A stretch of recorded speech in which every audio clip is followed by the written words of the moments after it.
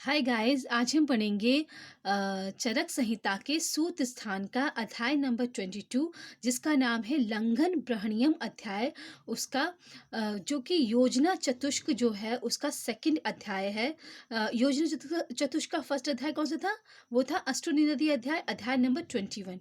और ये है अध्याय नंबर 22 लंघन ब्रहणियम अध्याय, जो कि योजना चतुष्क का सेकंड अध्याय है। तो हम पढ़ेंगे लंघन के द्रव्य और ब्रहण के द्रव्य। तो लंघन के द्रव्य का गुण कौन से होते हैं और ब्रहण के द्रव्य के गुण कौन से होते हैं वो हम पढ़ेंगे। तो लंघन के द्रव्य के गुण के श्लोक देखते हैं। लघु उष्ण तीक्ष्ण विशद रूक्ष सूक्ष्म खर सरम कठिन चैवय द्रव्यम प्रायस्तत् लंघनम स्मृतम। इसका रेफरेंस है चरक संहिता के सूत स्थान का 22 अध्याय, यानी कि लंघन ब्रहणियम अध्याय, उसका 12 श्लोक। तो श्लोक के प्रतीक शब्द का अर्थ देखते हैं।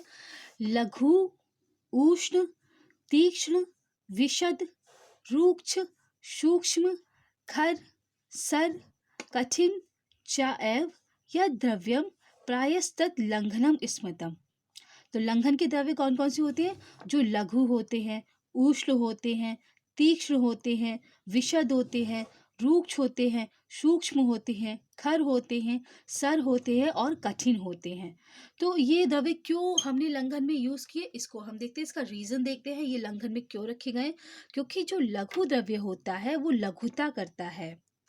जैसे कि उष्ण द्रव्य होता है वो उष्णता करता है, उष्णता से भी लघुता आती है, तीक्ष्णता से भी लघुता आती है, विशद मतलब स्पष्टता से भी लघुता आती है। और रूक्ष द्रव्य होते हैं, रूक्षता से भी लघुता आती है। सूक्ष्म द्रव्य होते हैं, सूक्ष्म द्रव्य की से सूक्ष्म जो होता है वो पूरी बॉडी में फैल जाता है और उससे लघुता का गुण उत्पन्न करता है। खर जो होता है वो भी रफ होता है, उससे भी लघुता आती है, तो उससे लघुता आती है। लंघन लंघन होगा तो लघुता आएगी। क्योंकि लंघन का डेफिनेशन क्या है? लंघन वह द्रव्य होते हैं, वह प्रोसेस होता है, वह क्रिया होती है जिससे शरीर में लघुता उत्पन्न होती है।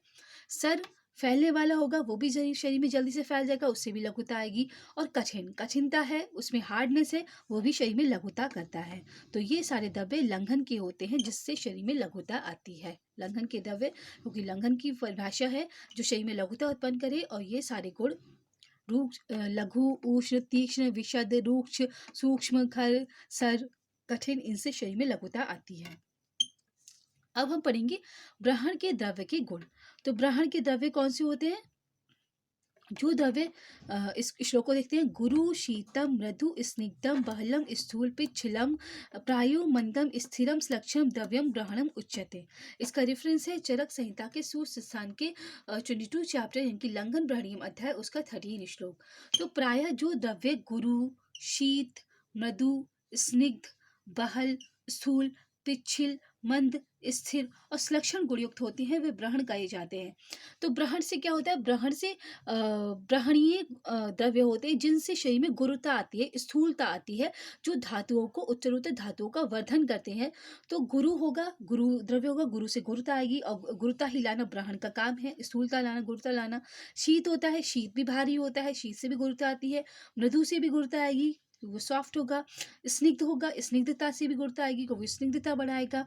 बहल घन होगा, उससे भी गुरुता आएगी। स्थूल होगा, स्थूल से भी गुरुता आएगी। पिच्छल से भी गुरुता आती है, क्योंकि उसमें स्लाइमीनेस होती है। मंद होगा, स्लो मूव करेगा, उससे भी गुरुता आएगी। स्थिर होगा, एक जगह स्टेबल होगा, उससे भी गुरुता आती है। और श्लक्षण चिकना होगा, गुणयुक्त होते हैं, वे ब्रहण कहे जाते हैं। तो इन सब से गुरुता आती है। ठीक है। तो ब्रहण वो द्रव्य होते हैं जो ब्रहणीय होते हैं, जो शरीर में गुरुता, स्थूलता और उत्तरोत्तर धातु का वर्धन करते हैं। तो ये सारे द्रव्य जो कि गुण है वो सारे गुरु द्रव्य, शीत द्रव्य, मृदु द्रव्य, स्निग्ध द्रव्य, वह द्रव्य, स्थूल द्रव्य, पिछल द्रव्य, मन द्रव्य, स्थिर द्रव्य और श्लक्षण द्रव्य गुणयुक्त होते हैं, वे ब्रहण कहे जाते हैं। ठीक है। तो हमने लंघन के द्रव्य के गुण पढ़े थे और ब्रहण के द्रव्य के गुण पढ़े थे। ठीक है। इससे आगे आने वाली वीडियो में हम रूक्षण द्रव्य के गुण पढ़ेंगे और स्नेह द्रव्य के गुण पढ़ेंगे। ठीक है। Thank you, have a nice day. जय हिंद, जय भारत।